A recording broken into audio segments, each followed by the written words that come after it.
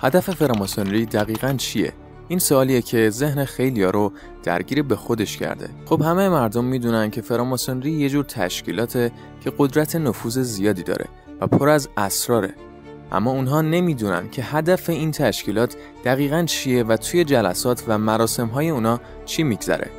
خب ما اینجاییم تا بررسی کنیم. توی ادامه این ویدیو با قدیمی‌ترین آداب و رسوم فراماسون‌ها آشنا میشین.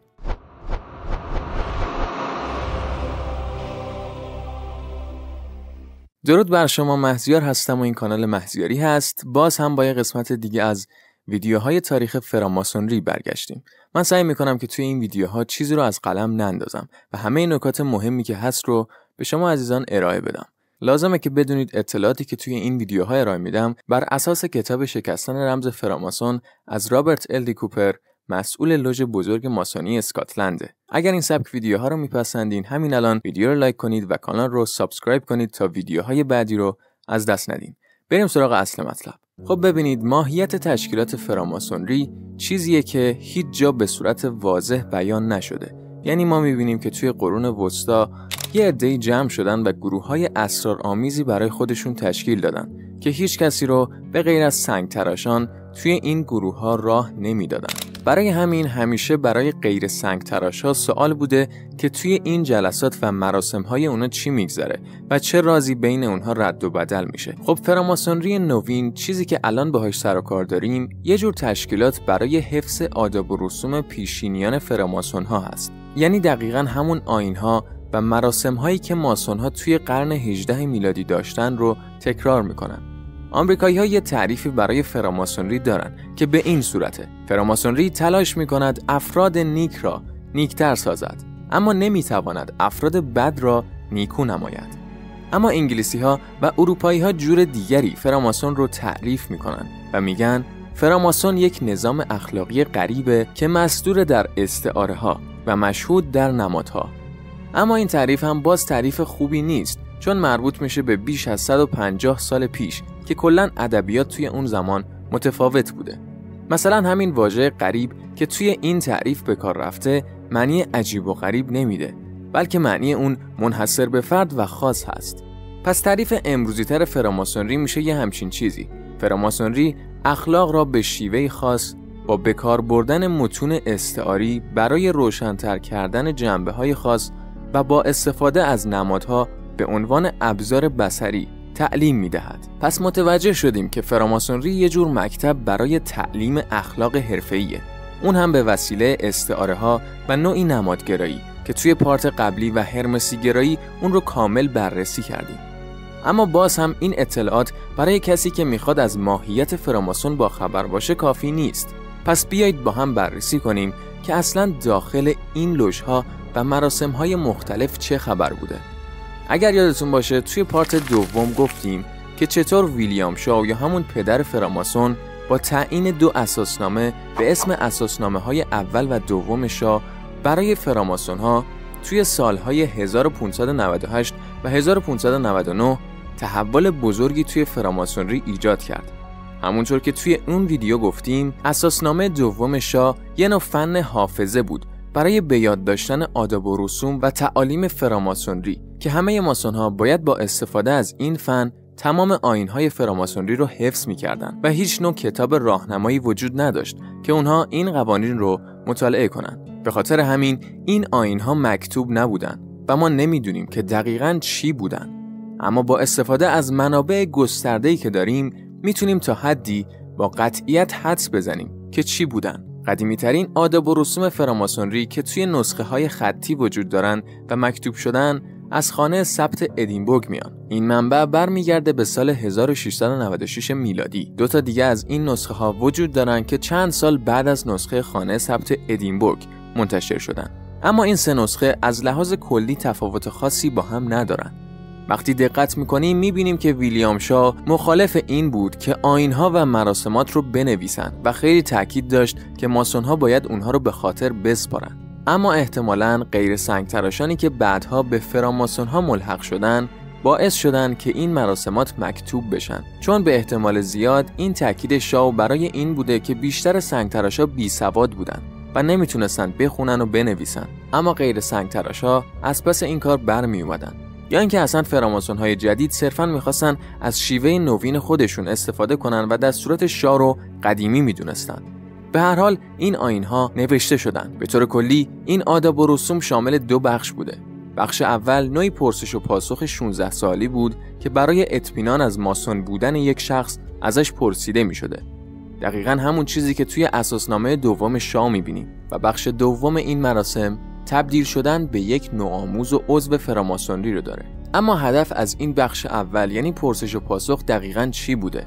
این بخش مهمیه، چون در طی این 16 سالی که از شخص پرسیده میشه کاملاً مشخص میشه که این شخص یک ماسون واقعیه یا هنوز عضوی از ماسون‌ها نشده. جنبه دیگه این پرسش و پاسخ آموزشه که الان قراره با هم این 16 سوال رو بررسی کنیم.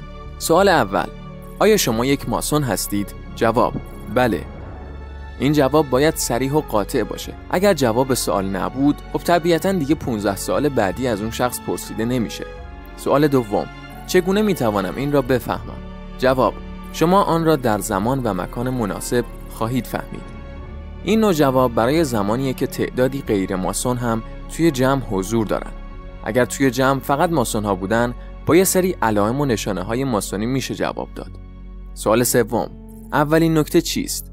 جواب: اولین نکته رازداری و پنهانکاری است و بعد از آن برش گلویتان است، چرا که وقتی نشانه را بر زبان آوری باید آن را ادا هم بنمایی. خب این سوال به رازدار بودن تاکید داره و این رو میگه که رازهای فراماسون ها نباید برای غیر ماسون ها فاش بشه. سوال چهارم: شما کجا وارد تشکیلات شدید؟ جواب: در لوژ اعظم. این سوال هم احتمالاً برای این پرسیده میشه که بعضی‌ها به شیوه غیر معمول، یعنی بدون حضور در یک لوژ اصیل، وارد تشکیلات شدن و در این صورت نمیدونن جواب این سوال رو چجوری باید بدن. سوال پنجم: چه چیزی یک لوژ حقیقی و کامل را پدید میآورد؟ جواب: 7 استاد، 5 نوآموز تازه وارد و 1 روز سفر از آبادی بدون صدای سگ یا بانگ خروس. خب همونطور که میبینید توی پرسش و پاسخ‌هاشون هم از استعاره ها استفاده میکردن و رمزی صحبت میکردن تا هر کسی نتونه به راحتی توی این تشکیلات نفوذ کنه. بخش دوم جواب که میگه 1 روز سفر از آبادی، نوعی جواب غیر مستقیمه. توی سرزمینی که هنوز بخش زیادی از اون روستا و مزرعه بوده، پیدا کردن آبادی به سختی اتفاق میافتاده. پس منظور اصلی همین محرمانه بودن جلسات لوژ و دور بودن از عموم مردمه. سوال ششم: آیا تعداد کمتر هم می توانند یک لوژ حقیقی و کامل تشکیل دهند؟ جواب: بله، 5 ماسون و 3 نوآموز تازه وارد. این برای زمانیه که تعداد افراد برای تشکیل یک لوژ کامل نباشند. سوال هفتم: کمتر از این چطور؟ جواب: هرچه بیشتر شادی انگیزتر، هرچه کمتر خوشحال کننده تر. خب قطعاً میپرسید که یعنی چی؟ طبیعتاً اگر کمتر از 5 استاد و 3 نوآموز تازه وارد حضور داشته باشن، امکان برگزاری جلسه وجود نداره. منظور از این که هرچه کمتر خوشحال کننده تر اینه که اگر از این تعداد کمتر بودن، به جای جلسه میتونیم گرد همایی برگزار کنیم. سوال هشتم: نام لوژ شما چیست؟ جواب: کیلوینینگ. مهم نیست که لوژ شما کدوم لوژ باشه. اگر توی یکی از لوژهای اصلی عضو شده باشی، باید بدونی که همه افراد یک جواب دارن: کیلوینینگ. همونطور که توی ویدیوهای قبلی گفتیم، کیلوینینگ یکی از قدیمی ترین لوژهای فراماسونری بوده. جواب سوال هشتم نشون میده که ماسون‌ها لوژ کیلوینینگ رو مهمترین و اصیلترین لوژ ماسونی میدونستن و یه جورایی میشه گفت که لوژ کیلوینینگ منبع اصلی آداب و رسوم فراماسون هاست. سوال نهم: لوژ شما چگونه قرار گرفت؟ پاسخ: شرق و غرب مثل معبد اورشلیم. این سوال فقط برای یادآوری اهمیت معبد سلیمان در اورشلیم برای ماسون هاست و این جواب یعنی جهتگیری شرق و غرب توی همه لوژها مثل معبد سلیمان هستش. اگر تا اینجای ویدیو رو دوست داشتین، لطفاً همین الان ویدیو رو لایک کنید و کانال رو سابسکرایب کنید تا ویدیوهای بعدی رو از دست ندین. سوال دهم: اولین لوژ کجا بود؟ جواب: در رواق معبد سلیمان. خب طبق جواب سوال هشتم، هر کسی که یک ماسون واقعی نباشه فکر میکنه که جواب سوال دهم هم باید لوژ کیلوینینگ باشه، چون قدیمی ترین لوژ ماسونیه. اما جواب درست رواق یا ورودی معبد سلیمان هست که باز هم به اهمیت این معبد اشاره میکنه. سوال 11: آیا نور در لوژ شما هست؟ جواب: بله، 3 تا. در شمال شرقی، جنوب غربی و معبر شرقی. یکی دال بر ماسون استاد، سرپرست و سومی هم عضو حرفه. سوال 12: آیا جواهر در لوژ شما هست؟ جواب: بله، 3 تا. سنگ ساختمانی عمودی، یک سنگ فرش مربعی و یک بیضی پهن. این جواب به نوع معماری ساختمان‌های لوژها اشاره داره و نشون میده که اونها از سنگ‌ها و نمادهای خاصی توی همه لوژها استفاده می‌کردن. مثل صفحه شطرنجی سیاه و سفید کف تالار لوژ که احتمالاً منظور از سنگ فرش مربعی همین هست. سوال 13: کلید لوژ شما را کجا میتوانم پیدا کنم؟ جواب: به فاصله 3 پا و نیم از در لوژ، زیر یک سنگ نمای عمودی و یک چمن سبز، بلکه در زیر تکه جگرم که همه اسرار قلبم در آنجاست. خب این هم باز یه دونه دیگه از اون جوابهای استعاری بود. خب منظور از کلید احتمال زیاد همون کلید سلیمانه یا یه نوع رازی که توی لوژها به همه ماسون‌ها گفته میشه. بخش اول جواب میگه که این کلید در بیرون لوژ و زیر زمین قرار داره، یعنی یه جورایی دفن شده. و بخش دوم اشاره میکنه به این که این کلید مثل یک راز در زیر قلب من پنهان شده. سوال 14: کلید لوژ شما کدام است؟ جواب: زبانی کاملا بسته. کلید کجا قرار گرفته است؟ در جعبه استخوان. این سوال دوباره سوال کلید رو تکرار میکنه و جواب متفاوتی داره. این که میپرسه کلید لوژ شما کدام است، یعنی هر لوژی احتمالاً کلید مخصوص خودش رو داره و بیش از یک کلید وجود داره. توی جواب گفته میشه زبانی کاملا بسته، یعنی این یه نوع رازه و منظور از جعبه استخوان احتمالاً همون جمجمه هست که داخل اون مغز قرار گرفته. شاید هم منظور از این کلید این پند اخلاقی باشه که زبان انسان باید بسته باشه و بی‌موقع سخن نگه. توی نسخه های خانه ثبت ادینبورگ یک سوالی هم اینجا توسط استاد ماسون پرسیده میشه و اون هم اینه که من شما را میبینم که در آشپزخانه هستید، اما نمیدانم که در تالار هم بوده اید یا نه. منظورش اینه که من میدونم که شما یک کارآموز هستید، اما نمیدونم که قبلا عضو فراماسون شدین یا نه. و اگر عضو شده باشه، جواب اینه که من هم در تالار بودم و هم در آشپزخانه. در صورت جواب دادن این سوال بعدی از شخص پرسیده میشه. سوال 15: شما عضو فراماسونری هستید؟ جواب: بله. خب این هم باز تکرار سوال اول هست. سوال 16: چند نکته در عضویت وجود دارد؟ جواب: 5 تا. زانو تا زانو، قلب تا قلب، دست تا دست و گوش تا گوش و در آخر علامت عضویت ارائه داده میشه و با تکان دادن دست عضویت در فراماسونری مشخص میشه. این تمام سوالاتی بود که شخص عضو فراماسون باید اونها رو حفظ میکرده تا به عنوان یک فراماسون واقعی پذیرفته بشه. سند قطعی وجود نداره که نشون بده این نسخه خطی خانه ثبت ادینبورگ و این آداب و رسوم‌ها در تمام لوژهای بریتانیا بوده باشه. اما بعد از اینکه لوژهای بزرگ به وجود اومدن، شرایط خیلی بهتر شد. مثل لوژ بزرگ متحد انگلستان که توی سال 1717 پایه‌گذاری شد، لوژ بزرگ ایرلند که توی سال 1725 تأسیس شد و لوژ بزرگ اسکاتلند که توی سال 1736 بنیانگذاری شد. بعد از این دیگه هر لوژی که میخواست به رسمیت شناخته بشه باید امتیاز خودش رو از یکی از لوژهای بزرگ میگرفت. در غیر این صورت به رسمیت شناخته نمیشد.